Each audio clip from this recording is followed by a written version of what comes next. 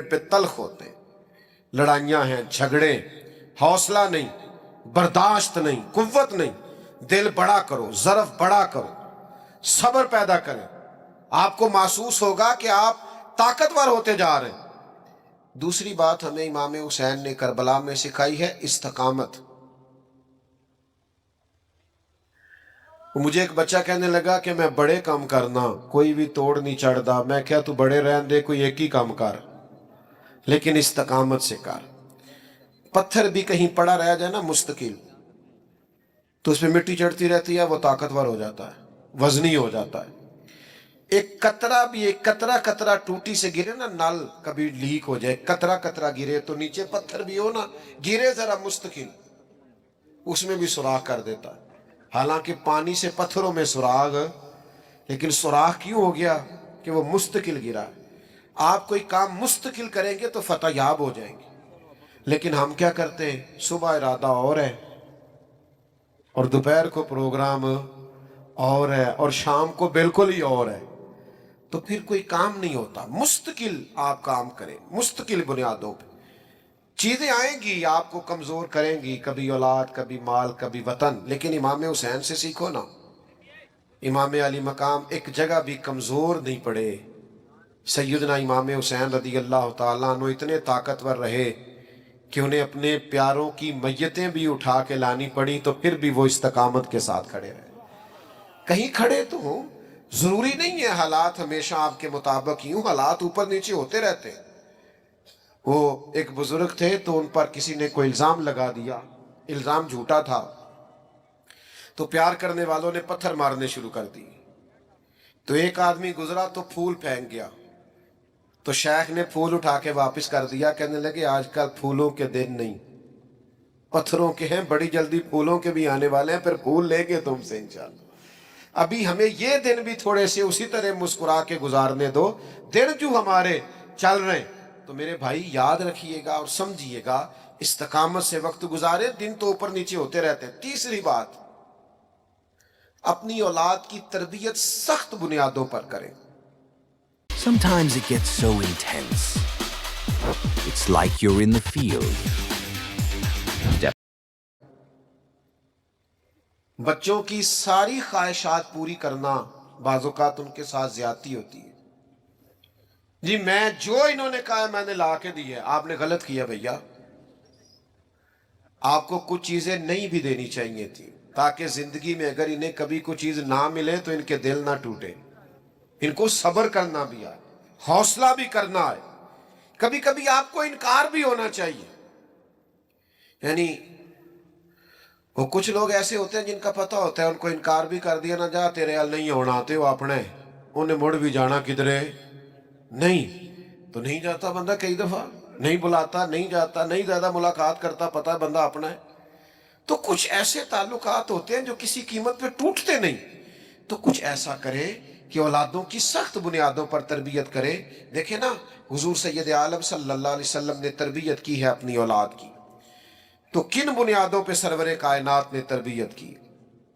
حضور سید عالم علیہ السلام نے اس بنیاد پر تربیت کی کہ اللہ سے دعا مانگی، اے اللہ ایک وقت روٹی دینا اور ایک وقت فاقہ دینا۔ فاقے رہے، ہفتہ ہفتہ فاقے رہے سیدہ پاک کے گھر میں۔ کائنات کے سب سے عظیم شہزادے تو یہ تھے نا، تو یہ فاقے سے رہنا اور مشقت سے رہنا۔ حضرت علی رضی اللہ تعالیٰ عنہ خود اپنے بچوں کی تربیت کرتے تھے۔ ہمارے گلی میں لڑائی ہو جائے نا اور کسی پر ظلم بھی ہو رہا تو ہم اپنے بچے سے کہتے ہیں بیٹا تو نہیں باہر جانا، ساڑی نہیں لڑائی۔ لیکن جب بلوانیوں نے امام حضرت عثمان غنی رضی اللہ تعالیٰ عنہ پہ حملہ کیا تو مولا علی خود تلواریں دے کے دونوں شہزادوں کو، یا رسول اللہ، جو بھی تیرے روزے کو شیئر کرے ان ہاتھوں کو کبھی کسی کا محتاج نہ کرنا۔ یا رسول اللہ، ان کو اپنے در کی زیارت نصیب فرمانا۔ یا رسول اللہ، اگر وہ بے اولاد ان کو نیک صالح اولاد عطا فرمانا۔ یا رسول اللہ، اگر وہ بیمار ان کو شفا عطا فرمانا۔ یا رسول اللہ، اگر وہ پریشان ہیں ان کو پریشانیاں دور فرمانا۔ یا اللہ پاک، میری دعا کو بھی اپنی بارگاہ میں سب مسلمانوں کے لیے، سب بہنوں بھائیوں کے لیے قبول فرمانا، جو بے اولاد ان کو نیک صالح اولاد عطا فرمانا۔ ہو جائے نا اور کسی پر ظلم بھی ہو رہا تو ہم اپنے بچے سے کہتے ہیں بیٹا تو نہیں باہر جانا، ساڑی نہیں لڑائی۔ لیکن جب بلوانیوں نے امام حضرت عثمان غنی رضی اللہ تعالیٰ عنہ پہ حملہ کیا تو مولا علی خود تلواریں دے کے دونوں شہزادوں کو دروازے پہ کھڑے کر کے آئے تھے، بیٹا تمہارے خالو کا گھر ہے، کوئی شریر اندر نہیں جانا چاہیے. اپنے بچوں کو تیار کیا مشقت کے لیے، محنت کے لیے، جد و جہد کے لیے. اپنے بچوں کو بہت زیادہ دولت جمع کر کے دینے سے بہتر ہے انہیں محنت کا عادی بناؤ. بہت پیسے دے کے چلے جاؤ، یہ محنت کے عادی نہیں ہوں گے، یہ تو مہینوں میں کھا جائیں گے. اصل کام تو یہ ہے کہ یہ علم والے ہوں، ہنر والے ہوں، سمجھ والے ہوں. یہ امام علی مقام نے کردار ادا کیا. مجھے ایک دفعہ ایک دوست نے پوچھا کہ علماء کہتے ہیں کہ 3 دن پانی نہیں ملا اور کھانا نہیں ملا تو پھر بھی وہ بڑی بہادری سے لڑے، تو ہم روزہ رکھتے ہیں، عصر کے وقت اٹھا نہیں جاتا، وجود ساتھ نہیں دیتا. تو انسانی وجود میں اتنی طاقت نہیں ہوتی کہ 3 دن کھائے پیے بغیر وہ گزارا کرے، تو کیسے ہو گیا؟ تو میں نے کہا آپ کی بات فلسفے کے لحاظ سے درست ہے، لیکن اگر کسی کی ماں نے 7-8 سال کی عمر میں سکھا دیا ہو 3 دن بھوکے پیاسے رہنا، تو پھر کیا خیال ہے؟ اگر کسی کی ماں نے یہ سبق دے دیا، امام راضی کو پڑھیے نا، 3 دن روزے رکھے سیدہ فاطمہ نے، مولا علی نے، امام حسن اور حسین نے، لیکن جب بھی افطاری کا وقت آیا دروازے پہ کوئی مانگنے والا آیا سارا اسے دے دیا. 3 دن مسلسل روزہ ہے اور افطار کے لیے کوئی خاص بندوبست نہیں ہے. تو جن کو 7.5-8 سال کی عمر میں عادت تھی نا میرے بھائی 3 دن بھوکا پیاسا رہنے کی، انہیں پھر کربلا میں بھوکا پیاسا رہنا پڑا تو مشکل درپیش ہی کوئی نہیں آیا، ان کو کوئی تکلیف.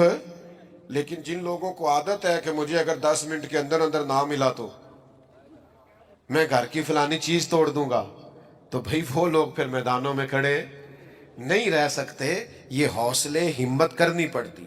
چوتھی بات جس پر میں اپنی گفتگو کو سمیٹ دوں گا، امام حسین نے ہمیں ایک سبق دیا ہے کہ جیت وقتی نہیں ہوتی، جیت دائمی ہوتی ہے. میدان میں رہنا شرط ہے، جیت کے آنا شرط. جوانوں دیکھ رہے ہو میری طرف؟ یہ جو لوگ 6 مہینے کسی دینی کام میں لگ جاتے ہیں وہ کہتے ہیں انقلاب کیوں نہیں آیا.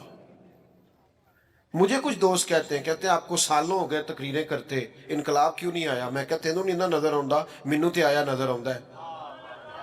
یہ دیکھو نا، یہ بے موسمہ پھل ہے، جوان ہی جوان آئے ہوئے ہیں صاحب، یہ انقلاب نہیں. یہ دیکھو کس طرح کھڑے ہیں چاروں جانب.